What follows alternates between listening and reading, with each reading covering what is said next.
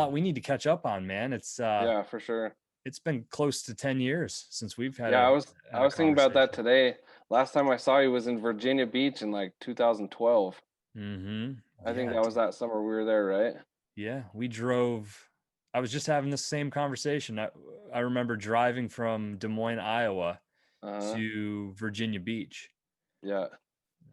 Just kind of a last minute change of location for Uh-huh. door to door alarm sales. But Yep. I'm really glad to see that you're doing well. Yeah. I know things got rough for you, and Uh-huh. probably part of the conversation. But how have you been? You still in Utah? Uh-huh. Still in Utah. Are we going right now? You want me to just start getting into Yeah, stuff now? yeah. Let's go, Per brother. We'll Perfect. just have a conversation. We'll see where it goes. Perfect.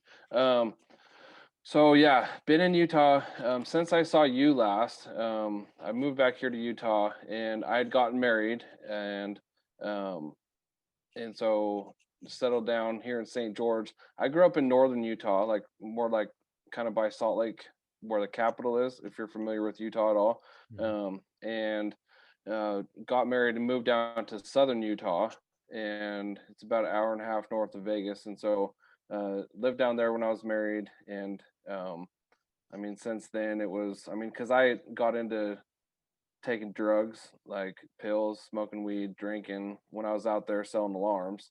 And so that was kind of the lifestyle and whatnot that I'd gotten used to. And then came home and kind of moved on to different jobs and whatnot. But the pills always kind of stayed around, and then it kind of manifested in the marriage because I kept it hidden from her for a while. Mhm.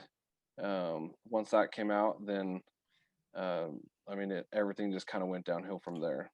Yeah, and Utah is kind of known for a pill problem. I mean, I get it's really more it's a North American problem now. It's pretty widespread, and it blew my mind through all of this. We're going through an election, and Mm-hmm. nobody talking about opiate addiction.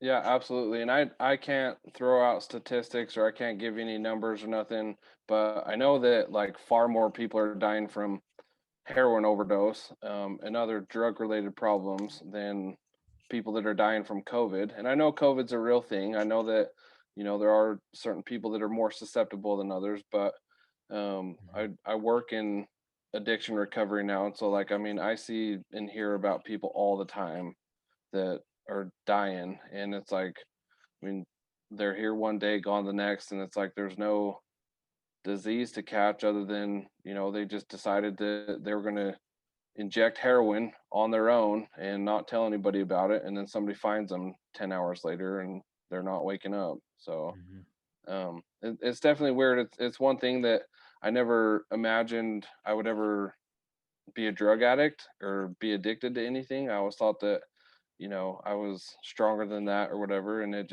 was so gradual and so kind of cunning, if you will, that it just kind of crept into my life. And once it was there, I did not want to give it up, and I was I loved it. How long have you been clean now? So almost 4.5 years. So the last time I used anything was June 16th, 2016, and that's the last day that I was arrested, and went into jail for a couple months, and then got into a rehab program from there. Was there like so? I mean, struggling with this, right? Not wanting to Hmm. give it up. You have this Hmm. event that occurs. You get arrested. Hmm. Was there anything different this time as opposed to times before where I'm assuming, you know, people had found out and there were consequences along the way, but I mean, Hmm. what changed that day? Well, so that last time that I went to jail in June of 2016, that was the first time that I like woke up in jail and I was like, gosh, I have to go through this again. But prior to that, I mean, we're talking years of just destruction. And I mean, it was, I mean, because I had started using probably back in 2000, like 11, I think, or 2010. I can't even remember. But um, I mean, things didn't start going bad until the people that I didn't want to know about it started finding out. And so I kept it hidden from my wife for a long time. She didn't know anything about it. And then came home really high one night and she started asking questions and I couldn't hide it anymore. And so finally admitted to everything and it just kind of turned her world upside down. And she was like, I knew something was off, but I couldn't really tell what it was. And so she ends up kicking me out, ended up moving into my own apartment. And she said, if you can get this figured out, then you can come move back in. My son was about 1 year old at the time. And so at that time, when I should have gotten it figured out and like should have really gotten on top of everything, I was like, hey, I have this freedom now. Nobody's around, nobody's watching me. Ended up getting my first DUI here in St. George. And she was like, you need to get out of here. Like, so that was the first time I went to jail.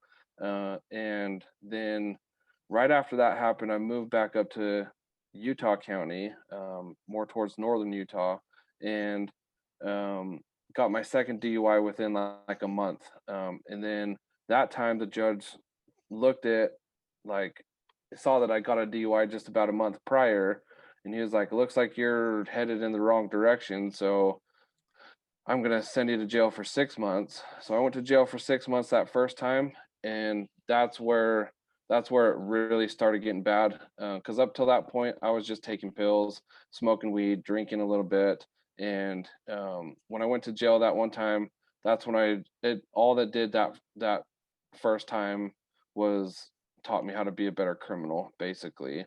And Yeah. so for the next 3 years, it was in and out of jail, and I bet I've been booked in at least over a dozen times. All that happened leading up to that last time going to jail in June of 2016.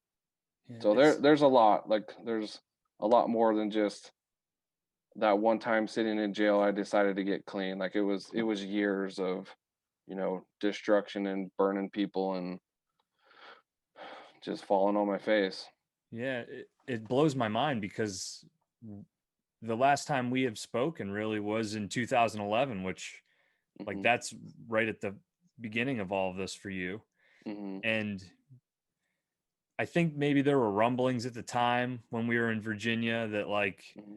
you weren't acting like yourself, but Hmm. I don't think it was anywhere near obviously where it had gotten to. And now I Hmm. talk with you and you're the Ty that I remember back in 2011. Like there's really no change. So to Right. hear and think, I mean, I knew things had gotten rough, but to hear all of Uh-huh. that, Yeah.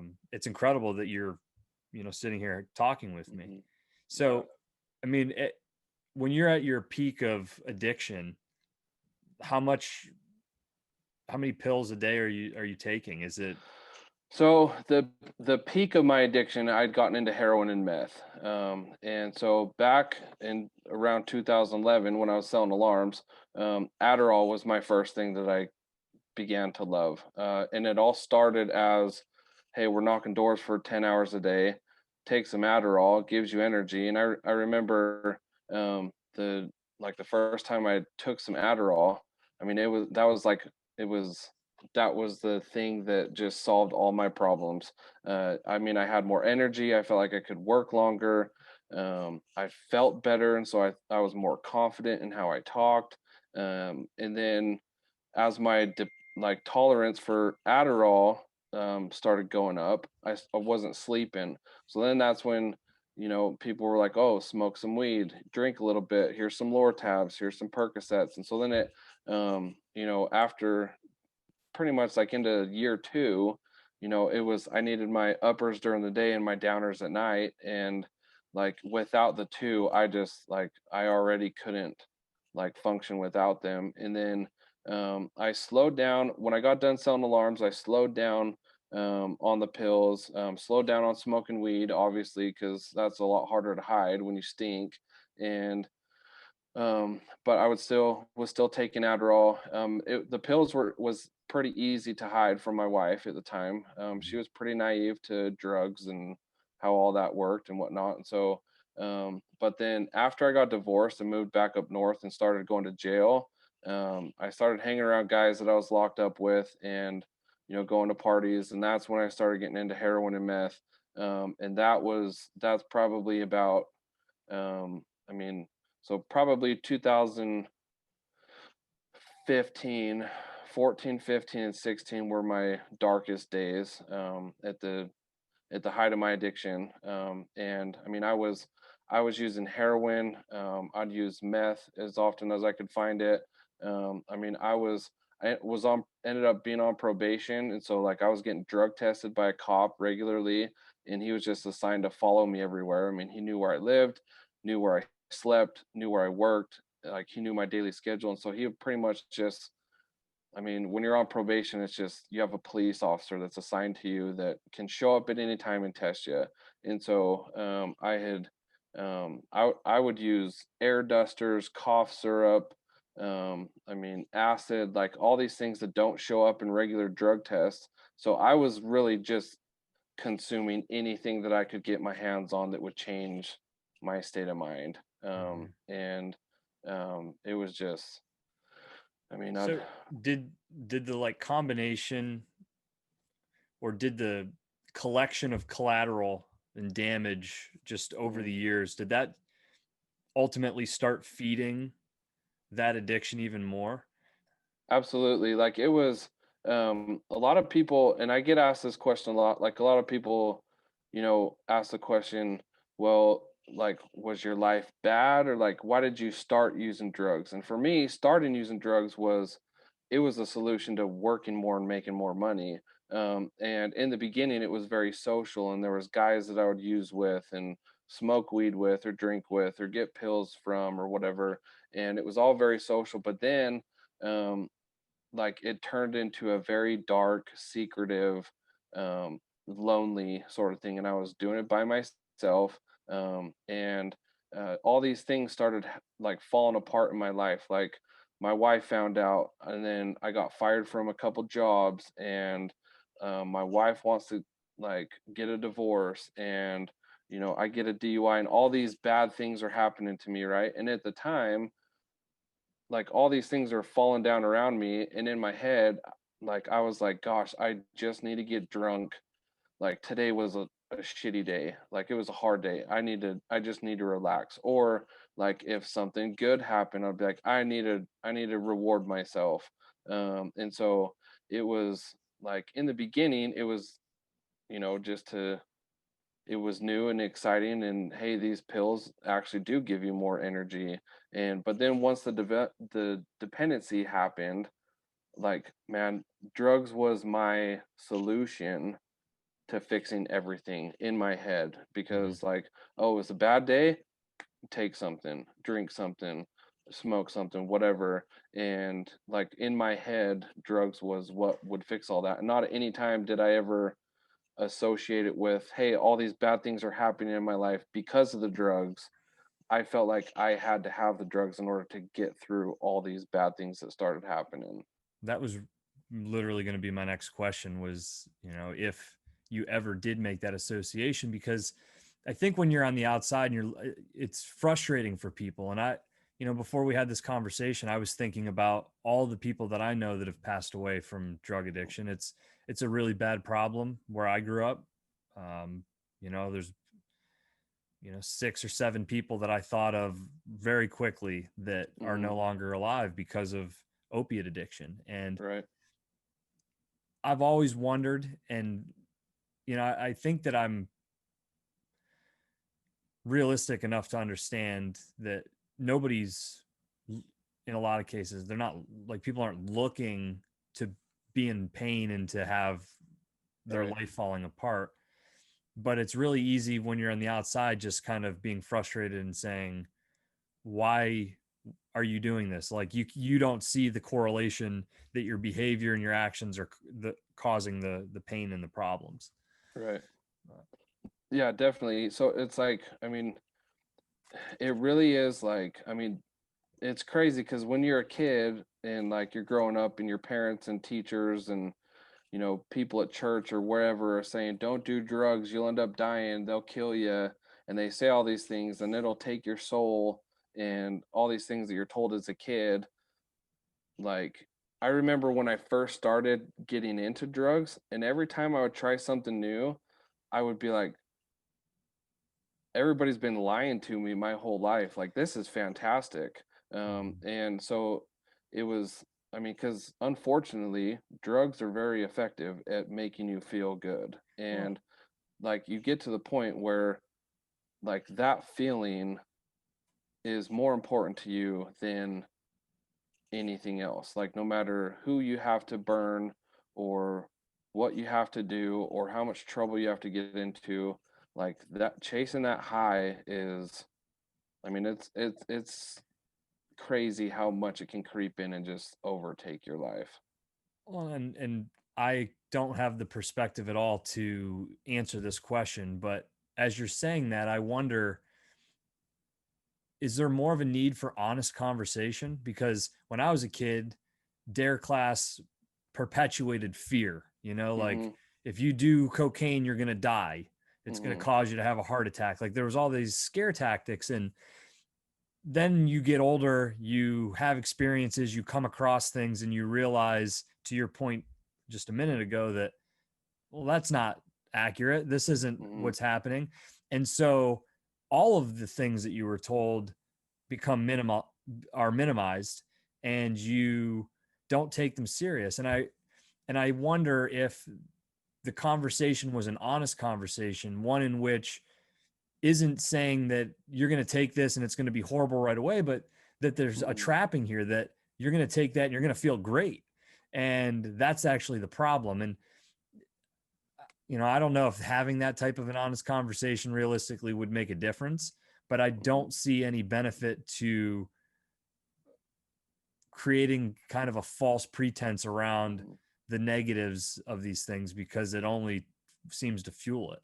Yeah, I think you're 100% right. So my son is 7 now, and I already am talking to him about drugs. And I've told him some of the things you were just saying. Like, I've told him that I've been to jail, and like, I mean, he was like, "What? You've been to jail?" I remember the first time I told him I've been to jail, and he just kind of associates it as like, the cartoons and the bad guys and this and that, and Mhm. like, and so I mean, I had to explain it to him on a very simple way for a 7-year-old kid to understand. Like, I got into drugs and alcohol, and in the beginning, it's stuff that you take and it makes you feel really good, but it can change your life. And it really started making me make bad decisions, and I started going down a path that led me to a different direction because I wasn't able to think straight when I was taking these substances that I thought were making me feel good.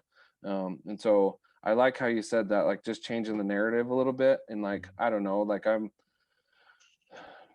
mean, I'm not going to say anything about like, oh, we should change the DARE program or, have this type of program in the schools. But like, I know for me with my kid, like like, I mean, because I look at the way that my parents raised me, and it was always don't talk about it. Like, drugs are bad, they'll kill you.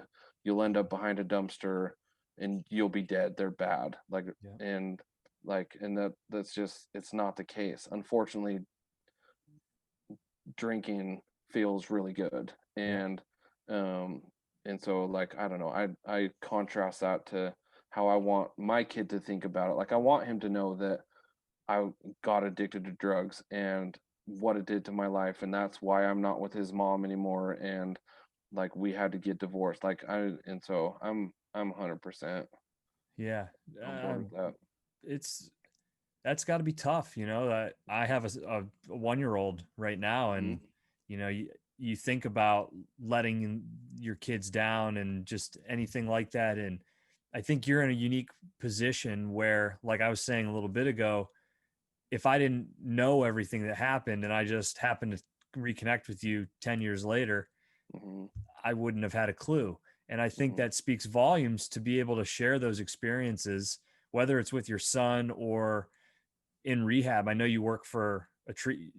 You do currently still work for a treatment Mhm. center, correct? Yeah, it's a detox center. It's- So And I worked at a rehab center that did like inpatient and outpatient treatment, and now I work for a detox center. okay.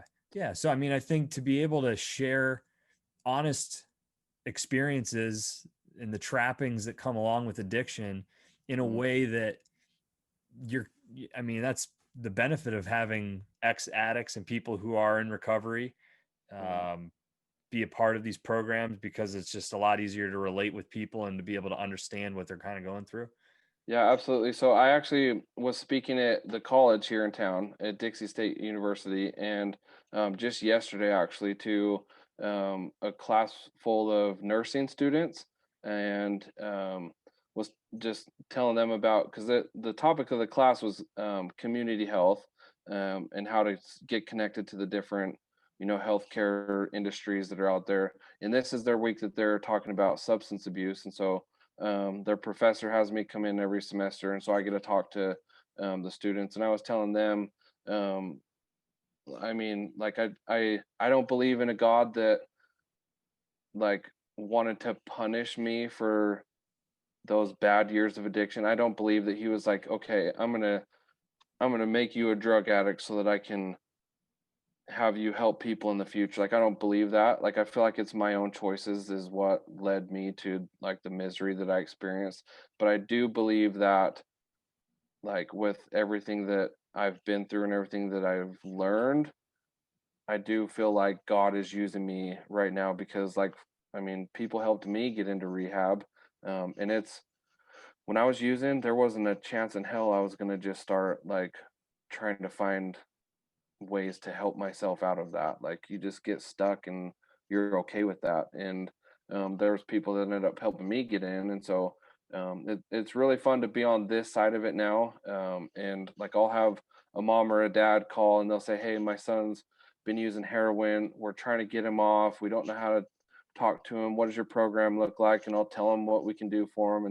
And but then the next, big thing is, okay, well, how do we get him to come in? And so I always tell them, let me talk to them. Don't like, I mean, because in my story, my dad, my friends, my family, everybody was telling me to go to rehab for years.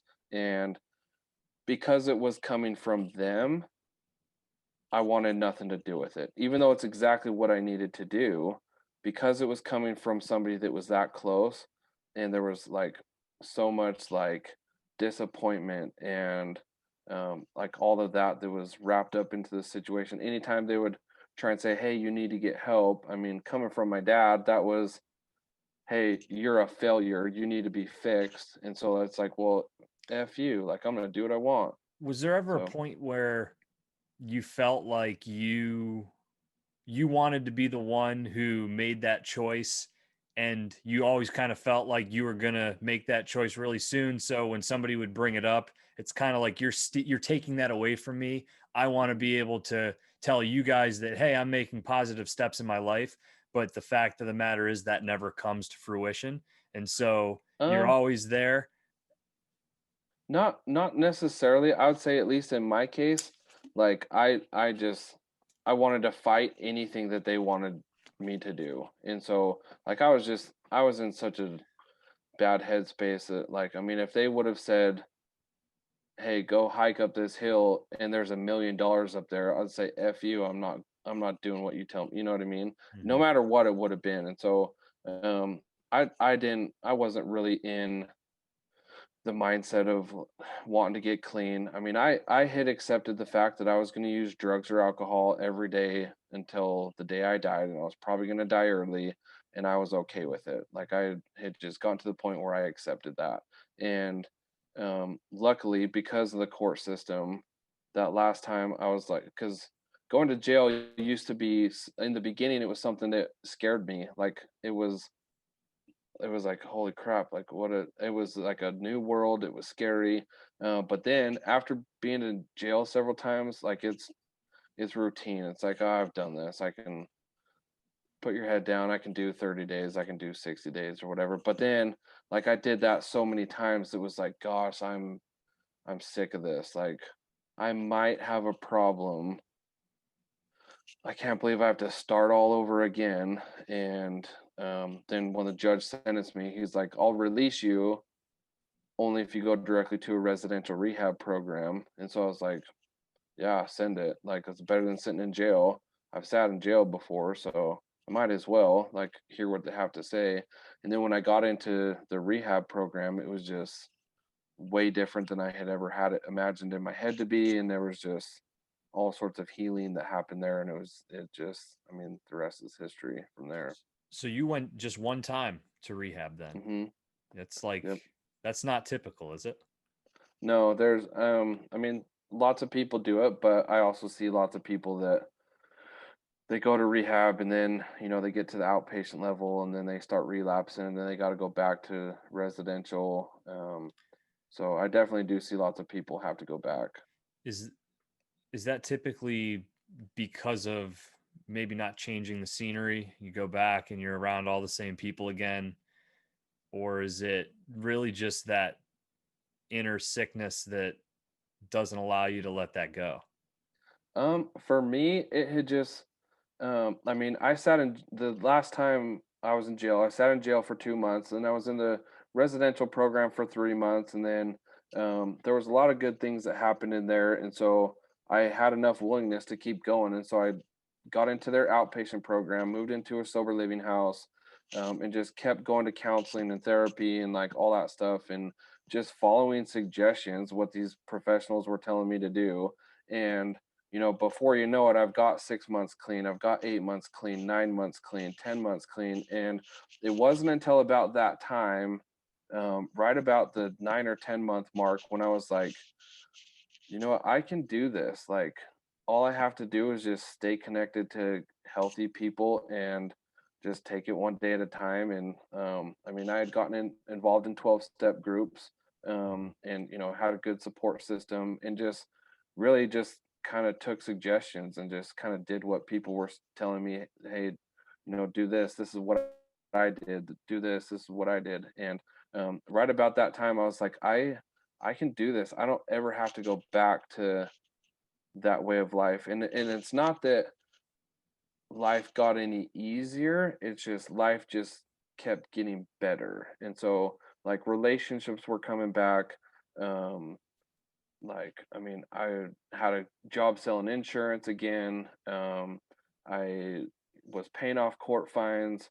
Like I was able to see my son again. Like all these good things started happening, and it was just, I mean, until all of that started happening, I hadn't like tasted success in anything for like 5 years. And so like the 5 years prior to that was just failure after failure after failure after failure. And I was just, I either needed to die or just be okay with who I was. And I was okay with, I was just a junkie now. And I didn't have any understanding that I could ever stop using. And so after I'd been clean for about 10 months, I was like, you know what, I can do this. And I started to, get a taste of who I was and what things were like before I got into drugs. And it was just, I don't ever want to go back to that.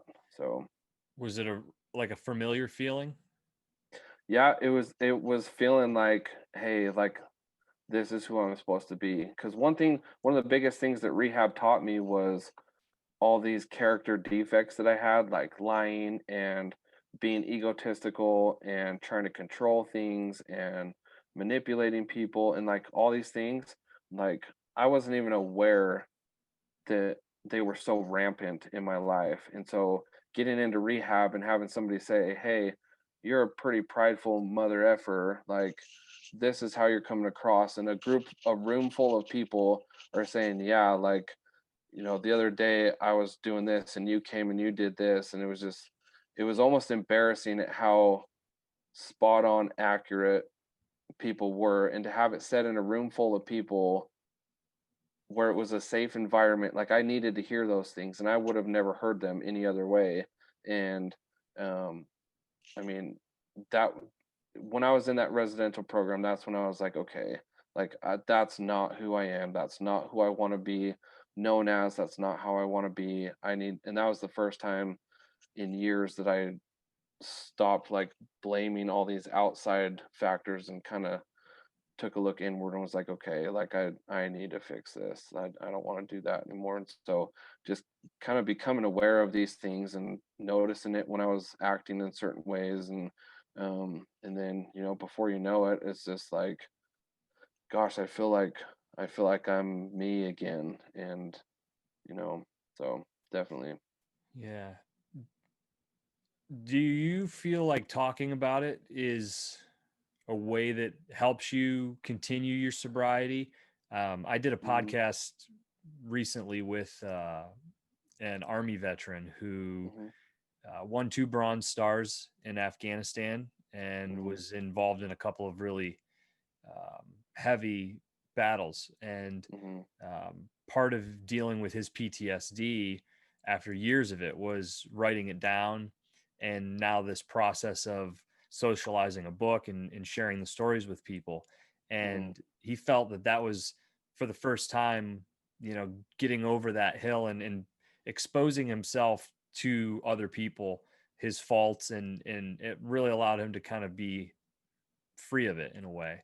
Mhm. Um, Yeah, absolutely. Like, I mean, because for me, like during that time of my life, kind of like I was saying earlier, it got very lonely and isolated and just dark. And like, I mean, I just kind of fed off this belief that nobody knew what I was really going through. And the only people in my life that I knew that used drugs and alcohol were people that I was either buying stuff from or selling stuff to or using stuff with or whatever. And so I it got to the point where I felt like I was the only person that I knew of that had a problem like this. And so it just, I mean, I for years I would like, I mean, I lived out of my dad's garage for like 2 years, sleeping on a hide-a-bed in like a disgusting, nasty garage in this old house that I grew up in. And like, I mean, I didn't talk to anybody. Like, I wouldn't go anywhere. I didn't want to, I just like went into hiding basically, and I'd just get high every day. And so by the time I got to an environment where I was pretty much forced to start talking about stuff, just the like having to take your thoughts that are in your head and organize the thoughts into sentences and words to have to make my story make sense to somebody else. In the process of doing that helped me to like put things together and to understand things better, as I'm trying to like explain things to like a therapist or other people in group or mhm. like whatever. And so talking about it is very, I mean, it's, there's something magic about it. And um I mean, if you were to go out on the streets right now and you find, the worst crack addict that you know or could find, and you say, "Hey, let's bring it off the streets and have you talk about your life," they're gonna be like, "Dude, get out of here! Like, I'm not doing that." And so it's one of the hardest things to do because you don't want to talk about it. I mean, Mhm. it's embarrassing. Like, I my life had gotten so pathetic, and there's like embarrassing things that I never want anybody to know, but like quite honestly, I mean, I could tell you stories about how on that hide a bed every night I'd get pissed drunk, pee the bed, wake up, bed soaking wet, clothes are soaking wet, and I'd just take off my dirty clothes, put on some other dirty clothes that were dry, hop on my bike and go start riding to the train station so I could go up to Salt Lake and go find something to get off the streets in Salt Lake. And like, I mean, it's pathetic. Nobody really wants to talk about that stuff. It's not glamorous, but like, I mean, it's real. Like, I mean, I used to wake up in the morning and get on my bike. And I would almost every day, I would think like, gosh, like I am so pathetic, but like I was okay with it. Like, and Well, it's that's the good that hard you thing can about like it. look back on it with some levity, and Hmm. I can see it in your face a little bit. It's not funny, but it's like in a way, knowing where you're at now and kind of where you came from, there is kind of just like a part of it that's like, man, how did it happen? But Yeah. so grateful that I've gotten to where I am now. And Right. so, one thing I did want to ask, right? A lot of talk about decriminalization of drugs. Hmm. And I'll be honest, right? Like I'm a very strong advocate of cannabis, and I don't want to, Hmm. we don't have to go down that road, you know what I Yeah. mean? No. But, I'm not sure how I feel about decriminalization of all drugs. And I see it from all perspectives. I think psychedelics have a strong proven history of benefit in a medical capacity, whether it's PTSD, even addiction. I think there's a lot of people who go down to Mexico and take ibogaine Mhm. and use that as a way to get over drug addiction. So I think if we could free things up so that as a society we can get the benefits and not look at everything as drugs, but actually look at what are the risks and the rewards and how can things be leveraged in a positive as opposed to a negative. Mhm. But a lot of people feel like when you look at other countries, decriminalization of drugs will solve a lot of the problems that we have. And Mhm. as somebody who's gone through that and the stories you've shared with me, it sounds like being thrown in jail because of what you were doing was a saving grace for you and might be the reason why I'm sitting here having a conversation with you. And I don't take Mhm. that lightly, you Mhm. know? And so I really do want to understand from your perspective, like, is that a slippery slope? Is there some truth to it? Or are you kind of an outlier? So I'll say this. I am grateful for the court system. It did play a big part in my story. But like now we're kind of venturing into, you know, the grounds of, when did this war on drugs change in our society begin? How did it get so deeply rooted in our country? And like, why is it so, you know, shunned and like frowned upon? And why does nobody talk about it? And, I really do think that like our society in general, I don't know other countries, I've never been to any other countries, but I know like in the state where I live and in the country I live in, like, I mean, it's just people who use drugs are like bad, miserable people. And it's almost like they're Hmm. just like the pits of our society, and when in reality, like there is people that I have met because of my addiction that like I never would have ever had the chance to spend time with. Like I've spent time with, you know, guys that have been homeless on the streets of New York for years, and like, people that have, you know, I mean, lawyers that have fallen into addiction and then have lost everything, doctors, and so addiction is something that like it doesn't discriminate. Like it can happen to anybody, and like and so there's as far as like legalizing it or like decriminalization, to some degree I agree with that. I know for me, like I when I went to rehab, I went to an abstinence based 12-step based program that was big on abstinence, and um that's what I did for the first several years. I still go to those meetings, and that I still, for me, in my story, abstinence is something that I'm probably always going to live by for myself. Um, but like when I started working in recovery, it was right about the time I had been clean for a year, and the rehab center where I went through rehab, they called and they said, "Hey, we want you to come work for us down in St. George." And so that gave me a chance to move back down here to St. George, and so for the last 3 years, over 3 years, I've had the chance to work and kind of see the industry side of it in, these different ways of helping people. And, there is abstinence based programs that works for a lot of people.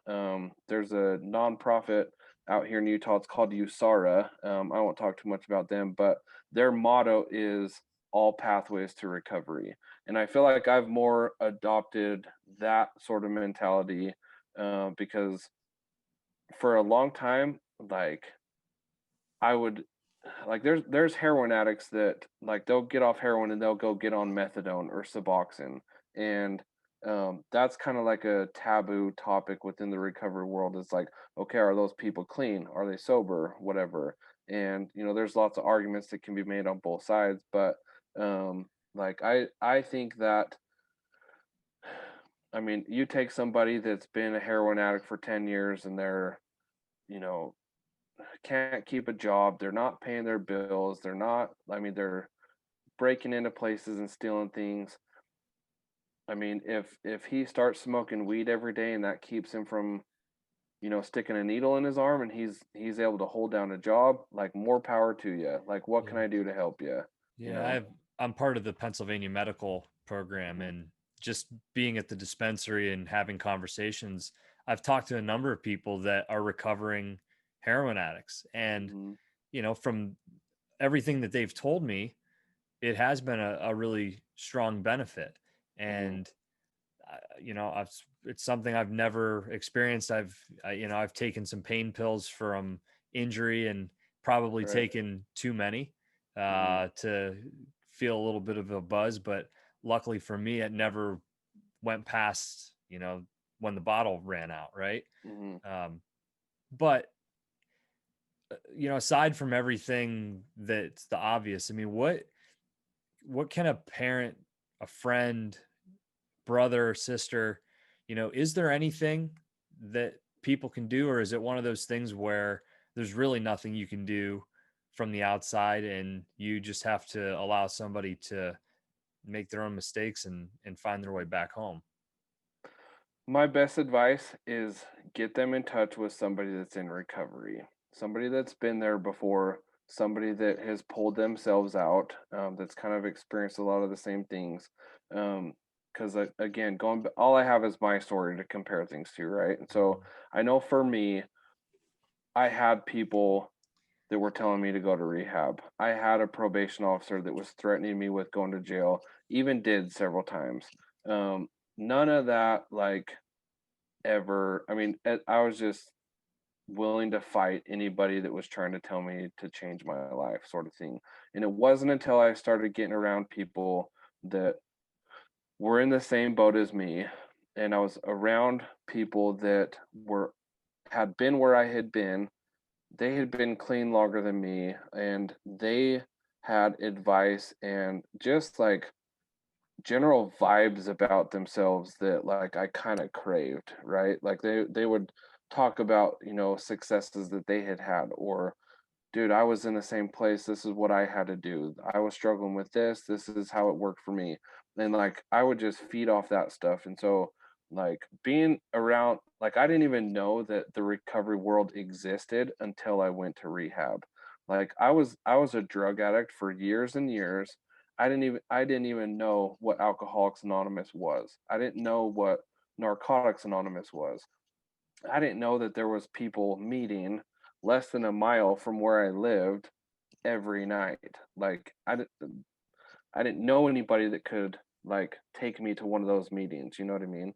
And Mhm. so in those types of environments where there's a whole bunch of people, there's an incredible power in like being in a room and like you don't have to say anything, but you know that everybody else in the room has also burned their lives to the ground, but they're here and they're sitting in the chair and they're talking. And just that alone, like take all the words or any advice or anything that you learn from those meetings, just the feeling of like, okay, here's 30 people in this room, just knowing that you're not alone and that there's nothing wrong with you, like you're just dealing with something that's bigger and more powerful than you. And like for me, I know that like I can't, like I don't dare. I would love to smoke weed again. I loved smoking weed in the past. But like I know for me, I don't dare do it because I have control issues. Like I can't control it, you know. Mhm. And people, I mean, if you smoke weed or if Joe Schmo smokes weed and like, I mean, it's not a problem. I mean, you talk about, you've had pain pills and you just stop taking them at the end of the bottle. Like Mhm. I hit the end of the bottle and I'm like already making phone calls trying to see like who has what that I can buy this. And then, before you know it, for me, Mhm. it's only a matter of time until I'm back on heroin and going to jail again. And that terrifies me. So Yeah. that's why I don't mess with it. But Yeah, it's interesting. Like I've never really felt anything in my life from a physical addiction mhm, perspective. I've had psychological addiction. I think everybody does. There's things in your life that if you really take a step back and you look at, you're like, why do I do that all the time? Like yeah. it's psychologically ingrained in your head. But I've never had something that, like alcohol, how, you need to go and have that drink, or, Mhm, you hear people say they get dope sick. I've never mhm. had to experience anything like that. And for you, was it really 50-50? Was it one or the other that really drove that constant craving? So for me, it definitely got to the point, and this is the case with most people that use heroin or like severe alcoholics.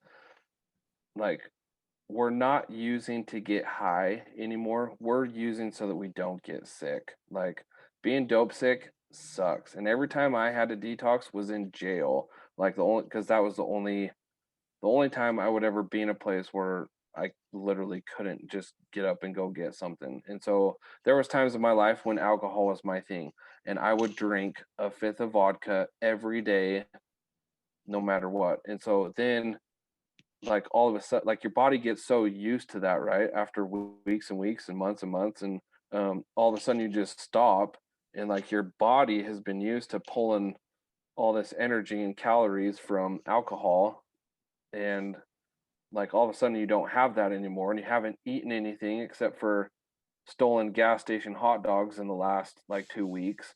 And um all of a sudden your body just starts shaking. Like, I mean, you're shaking, you're puking, your body just tries so hard to puke, but you have nothing in you. Like, I mean, you're sweating, you're freezing, you're sweating, you're freezing. Heroin's worse. Like, I mean, you're just like, everything hurts.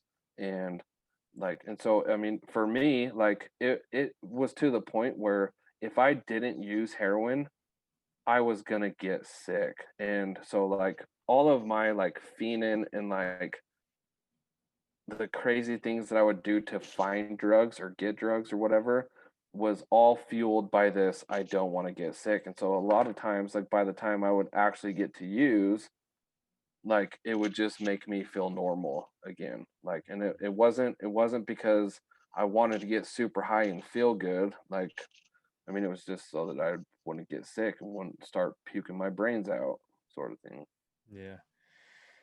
Now, and now it's even more of a dangerous game. And I don't know if you dealt with this when you were using, but it seems like people who I know who have passed away is a lot of times because of fentanyl Mhm. and things that are now being kind of laced in.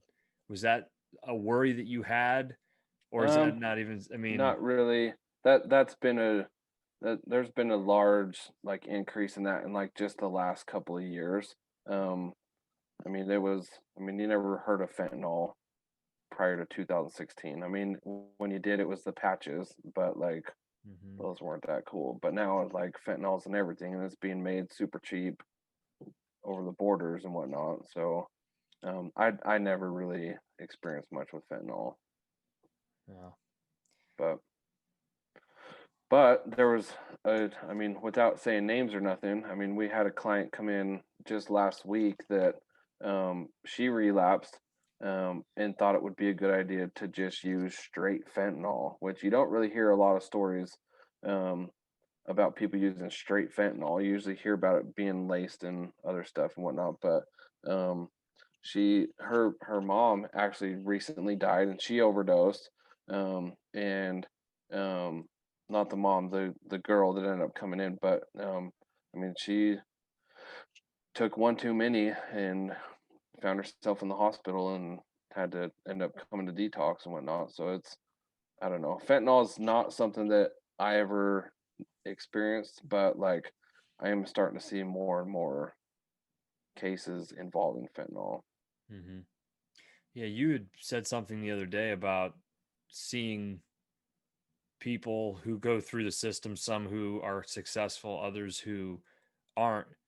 Is there a part of you ever that sees, I'm sure you see yourself in a lot of these people, and you question any of that, like how it is that you did luck out, and you're still here to help people? I know you said earlier you don't look at that as like it was Mhm, laid out for you as far as destiny, but mhm. Yeah, so it's I mean, one of the 12 step, in the 12 step programs is having had a spiritual awakening as the result of these. steps. We practice these principles in all our affairs. And one of the biggest things is carrying the message to the addict who still suffers. And so, luckily, I get to do that every day with my job. And so, literally every day, I'm on the phone talking to parents or potential clients, sharing those experiences. And there are situations where, like, I'm talking to people and they're just not ready. They don't want to come in.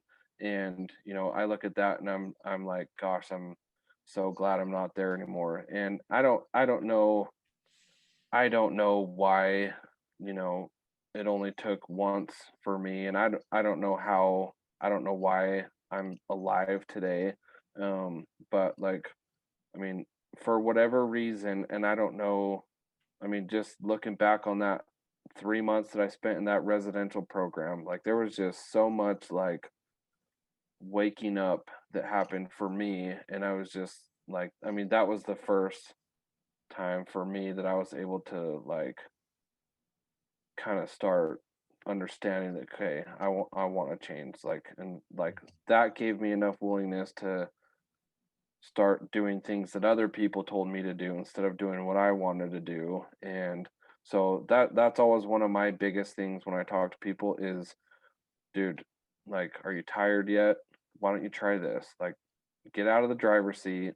If you do this, this, and this, see how you feel. And if you don't like it, you can go right back to heroin or whatever. And so I don't know why, I've made it and others don't. I mean, I think that if there was any one magic answer, I mean, I think we would have known that already. Mhm. But I mean, it's just every person, their stories are so similar, yet every story is so different. So I don't know. Yeah. I can't thank you enough for taking the time to come on here and share it. It's really good to see you, man. Like No, I you had an too. idea after I started to like, go back and Hmm. but it's really good to know that things are working out for you and that Yeah. that you're sharing this journey with people. Yeah. It's fun. Like I said, it's not something I ever wanted as a young person. I never wanted to grow up and be a recovering addict or whatever. But they say that we have to recover out loud so that people don't have to suffer in silence. And so I believe in that, and that's kind of why I try to talk about it as much as I can. Because I mean, I've just gotten to the point where, look, it is what it is. It's ugly and disgusting, but guess what? You have some ugly and disgusting things in your life. Cool, let's talk about it. Like, you don't have to stay stuck there. And so I thank you for having me on. Like, it's good to catch up with you. When you send that message, you're like, hey, love to have you on. I was like, hell yeah. Like, so I think it's cool that you're doing this podcast, and it's an honor. So how's Alice?